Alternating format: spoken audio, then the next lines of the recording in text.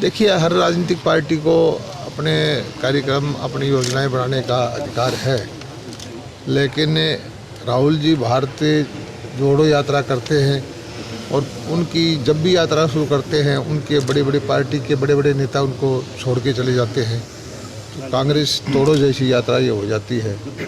और हमारा काम ये यात्रा का है, जन संदेश यात्रा का, कि जनता के दरबार में जा कर के उनकी समस्याएं सुन करके मौके पर उसका समाधान करें। हमारा यात्रा कोई राजनीतिक लाभ के लिए नहीं है, हम सेवा भाव से गांव में जा रहे हैं। किसी को सिलेंडर देना है, किसी की पेंशन कट गई है, किसी का पीला कार्ड है, किसी भी तरह की जो समस्या है गांव में जा कर के उसकी सुनवाई कर रहे हैं। भारतीय जनता पार्टी गरीब कल्याण के लिए समर्पित है, आम जनता के लिए योजनाएं लेके आती है और आम जनता तक योजनाओं का लाभ पहुंचाती है। कांग्रेस कह रही है कि हर घर कांग्रेस में जाएंगे, हम ये अभियान चलाएंगे, हर घर कांग्रेस। अच्छी बात है, उनको चलाना चाहिए और उनको ये भी बताना चाहिए कि भाई हम कांग्रेस के वक्त में ये कमियां हमारे अंदर रही और आजकल भारतीय जनता पार्टी ने ये अच्छे काम किसानों के लिए किए हैं और आगे की योजनाएं बताएं। सर, हरियाणा का जो बजट आने वाला है उसमें हरियाणा के किसानों के लिए कुछ रहेगा? देखिए, कृषि का बजट तो जो कांग्रेस के वक्त में 800 करोड़ रुपए का था, जो बढ़ के 3900 करोड़ रुपए का हो गया। बागवानी का बजट कई गुना बढ़ा है।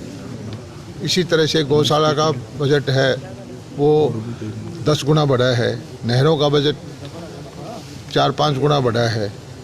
विशेष ध्यान है कि ग्रामीण क्षेत्र की अर्थव्यवस्था दुरुस्त हो, ग्रामीण लोगों की आमदनी बढ़े, ग्रामीण भारत में अच्छी विकास हो। और मैं समझता हूं कि इस बार भी बजट का यही फोकस रहेगा। एमएसपी को लेकर किसान एक बार फिर से प्रदर्शन कर सकते हैं 26 तारीख के आसपास। सर, मैं समझता हूं कि एमएसपी ही क्यों हो। अब हमारे कई बार देखते हैं कि बहुत सारी फसलें इस बार 1-1 लाख रुपए एकड़ का आमदनी हुई है बासमती धान की। ऑल टाइम हाई प्राइस किसान को मिली है, उसमें कोई एमएसपी नहीं थी।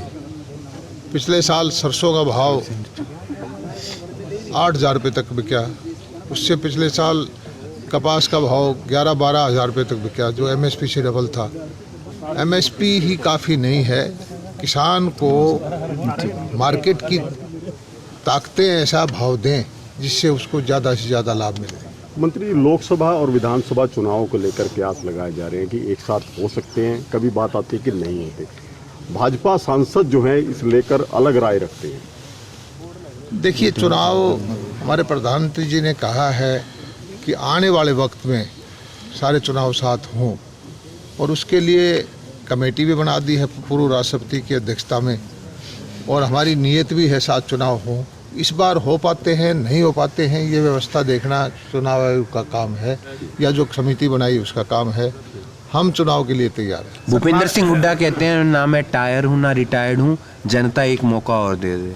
बहुत अच्छी बात है, उनका स्वास्थ्य बना रहे और इसी तरह से कांग्रेस के लोग आपस में लड़ते रहें, दोनों मजबूत रहना जरूरी है। कांग्रेस ने इन्विटेशन को एक तरह से डिनाइल किया है, तो उस पर कैसी है? देखिए, भारत की संस्कृति में, सनातन धर्म में, हिंदू धर्म में या इस देशवासियों के लिए राम जो है एक प्रेरणा का स्रोत है। सुबह उठते चलते फिरते अब देखते हैं सभी राम राम करते हैं, अभिवादन में राम राम करते हैं। और जो लोग राम मंदिर के निर्माण को भी एक उसमें विघ्न डालने की बात करते हैं या उसको राजनीति में ले जाने की बात करते हैं, तो वो उनकी मानसिकता है। कांग्रेस ने तो राम मंदिर के बारे में यही कहा था कि राम ही काल्पनिक है। जब इतनी बड़ी आबादी जिसकी श्रद्धा के पात्र हैं उसको भी एक काल्पनिक कहना, वो उनकी मूर्खता है।